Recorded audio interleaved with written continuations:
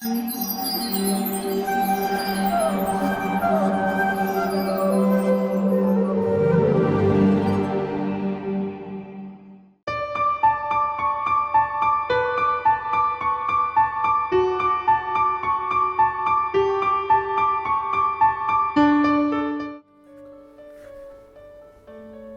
शिव पार्वती जी से 15th chapter Bhagavad Gita की महिमा सुनने के लिए बोले और बोले बड़े ध्यान से इसको भी सुनना। गौड़ देश में एक राजा हुए जिनका नाम हुआ राजा नरसिंह। इतने शक्तिशाली थे, नाम ही है नरसिम्हा। इतने शक्तिशाली थे, देवताओं पे भी विजय प्राप्त करी। गौड़ देश की बात है ये। और उनके एक जो मेन कमांडर थे, सेनापति थे, उनका नाम था सरभ मैरुंद। सरभ मैरुंद बहुत शक्तिशाली सेनापति थे, लेकिन उनको अपने राजा से ईर्ष्या थी। यहां तक कि सेनापति और राजा के पुत्र दोनों मिल गए और वो सोच रहे थे कैसे राजा को राजगद्दी से हटाएं। यहां तक कि राजा को मारने की सोच रहे थे। लेकिन इससे पहले वो सेनापति और राजा के पुत्र मिलके कुछ करते। इससे पहले सरभ मैरुंद जो सेनापति थे, उनकी ही मृत्यु हो गई। हैजा नामक बीमारी हो गई, जिसे बोलते हैं कॉलेरा। उसके कारण मृत्यु हो गई दोनों उनकी। और अगले जन्म उनको एक घोड़े का मिला और घोड़े रूप में उन्होंने जन्म लिया सिंधु प्रदेश में। लेकिन गौड़ देश में एक धनी व्यक्ति रहता था। वो भ्रमण कर रहा था अपने व्यापार के कारण। जब वो सिंधु प्रदेश में आया और उसने इस घोड़े को देखा, अत्यधिक सुंदर घोड़ा और दूसरा गुण बहुत तेज दौड़ता था, सर्वाधिक सबसे तेज दौड़ने वाला घोड़ा। उन्होंने सोचा क्यों ना मैं इस महंगे घोड़े को खरीद लूं और ये खरीद के मैं गौड़ देश के राजा नरसिंह को उपहार के रूप में दूं।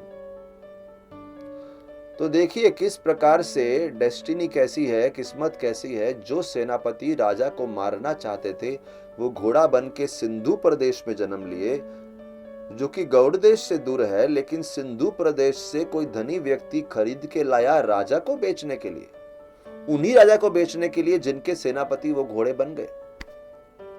वो लेके आया, राजा के दरबार में गए। राजा के दरबार में जाके सिक्योरिटी को बोले, आप जाके राजा को बोलिए हम मिलने आए हैं उनसे। राजा से मिले। राजा ने पूछा आप किस लिए मिलने आए हैं? बोले आपके लिए सर्वोत्तम घोड़ा लाया हूं, कृपया आप इसे जरूर खरीदिए। जब मैंने इसे देखा तो मैं सोचा कि हमारे राजा के पास ही ये घोड़ा होना चाहिए। इनके गुण तो देखिए। जैसे ही राजा ने उस घोड़े को देखा, वो समझ गए, बोले ये तो बहुत ही उत्तम घोड़ा है। मुंह मांगा दाम लगाया और दे दिया। उन्होंने खरीद लिया उस घोड़े को उस व्यापारी से। एक दिन ये घोड़े को लेके अपने सेना के साथ शिकार को निकले और शिकार में इन्होंने एक हिरन को देखा। हिरन बहुत स्फूर्ति से भाग रहा था। हिरन भागते भागते राजा पीछे पीछे घोड़े पे सवार वो ऐसी जगह पहुंच गए और अपनी सेना से अलग हो गए। पूरा वीरान ही वीरान था। जंगल में, कहीं गहरे जंगल में पहुंच गए। वहां एक दूर ऋषि का आश्रम था। आश्रम के चारों तरफ फलों के वृक्ष लगे हुए थे। बहुत ही सुंदर वातावरण था। इन्होंने अपने घोड़े को एक पेड़ से बांध दिया। हिरन तो हाथ में नहीं आया। ये थक गए थे, भूख लगी थी, प्यास लगी थी। वहीं पे आश्रम के बाहर एक चट्टान के ऊपर बैठ गए। चट्टान के ऊपर बैठे थे, घोड़ा वृक्ष के से बंधा हुआ था। तभी एक उड़ता हुआ सूखा वृक्ष का पत्ता उनकी गोद में आके गिरा। राजा ने देखा उसके ऊपर कुछ मंत्र लिखे हैं। उसके ऊपर 15वें अध्याय का एक श्लोक का आधा श्लोक लिखा हुआ था। राजा ने जोर जोर से उस श्लोक का उच्चारण करना शुरू किया। देखते ही देखते उस श्लोक का श्रवण करके वो घोड़ा जो वृक्ष से बंधा था, जो किसी समय में राजा का प्रमुख सेनापति था और साथ ही साथ जो राजा को मारने का प्लानिंग योजना बनाया था, लेकिन इस जन्म में वो राजा के मुख से गीता का श्लोक सुन रहा है। और वो श्लोक के सुनने के प्रभाव से उसी समय घोड़े की मृत्यु हुई और घोड़े के शरीर में जो आत्मा थी उनको आध्यात्मिक शरीर मिला और वैकुंठ से पुष्प विमान आया और उनको भगवान विष्णु के धाम में लेके गया। ऐसी कृपा, ऐसी अनुकंपा प्राप्त हुई, राजा भी आश्चर्यचकित हो गए।